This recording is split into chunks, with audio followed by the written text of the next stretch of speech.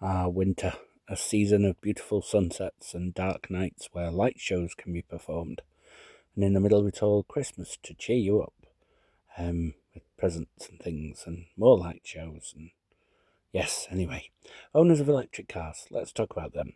Owners of electric cars in winter tend to have a bit of range anxiety. As the range goes down, then this can lead to more charging and longer charge times. Equally so, if you're wanting to be out and about and doing your thing, then yes, you will need to charge a bit more and allow for that reduced mileage, no matter how many trees you grow.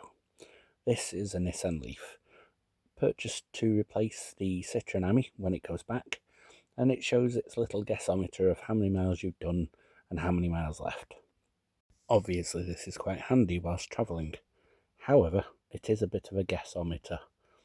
It does show a fairly consistent miles used, miles left, but the display on the right does cause me a little bit of anxiety, especially having broken down before in the limited information it gives you, in the fact that it drops down to 3 dashes for your range, and when you see this, it's pretty much panic time. No bars left of range, no idea of how much range is left, but luckily help may be at hand. The Nissan Leaf is available to do CHAdeMO fast charge. However, even when fast charged and fully charged, you could encounter problems using the heater because it reduces the mileage significantly, as you saw there, by 18 miles just by being turned on. And it lost 1 mile just by being on. Here's the exterior of my poor battered Leaf.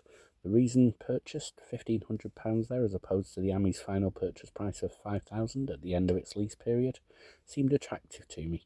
No matter what the cosmetic look of this car is, it had an advisory-free MOT and longer range, and far more comfort than the quadricycles I've been used to, like the G-Wiz and the Ami. Its efficiency was much lower though. JJC waving or something?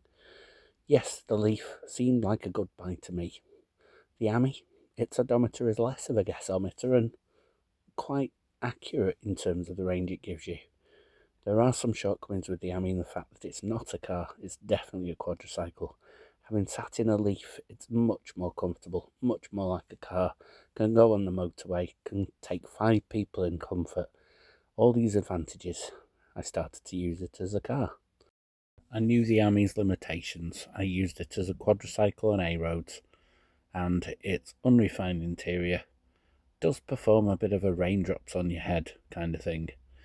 The Leaf, sadly, I have sold now. I did try to use it as a car on the motorway, etc., and exceeded its limits. Like and subscribe, there's far more to follow, and yeah, see you on the next one. Bye.